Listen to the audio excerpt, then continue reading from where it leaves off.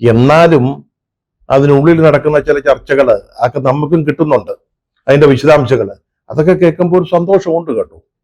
ചിലര് പറയുന്നത് ഇതൊക്കെ നമ്മുടെ ഉമ്മൻചാണ്ടിയുടെ കണ്ണുനീരിന്റെ ഫലമാണെന്നാ ഇപ്പോഴീ പാർട്ടിയിൽ നടക്കുന്ന കാര്യങ്ങളൊക്കെ.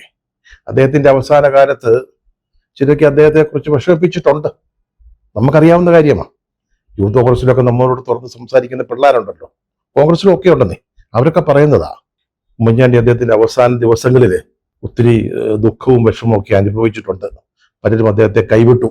ചില പ്രധാനപ്പെട്ട സ്ഥാനങ്ങളിലേക്ക് അദ്ദേഹം ആഗ്രഹിച്ച ആളുകളെ കൊണ്ടുവരുന്നതിന് തയ്യാറായില്ല. അദ്ദേഹം അങ്ങ് അശക്തനായി പോയി. അങ്ങനെ ഉമ്മൻചാണ്ടിയുടെ ഒരു കണ്ണുനീരിന്റെ ഫലമാണിത് എന്ന് പറയുന്ന ആളുകളും ഉണ്ട്. സംഗതിയൊക്കെ ശരിയാ. പക്ഷെ ഞങ്ങളെ സംബന്ധിച്ചോളം എന്തോ ശരി, മനുഷ്യന്റെ വെട്ടത്തോട്ട് ഇറങ്ങി നിൽക്കാൻ പറ്റത്തില്ല. അത്രയ്ക്ക് നാശകോശമായിരിക്കുക ഞങ്ങളുടെ ഗവൺമെന്റിന്റെയും പാർട്ടിയുടെയും ഒരു കാര്യം. പോരാത്തതിന് ഈ മുട്ടിഞ്ഞ വിലക്കയറ്റം.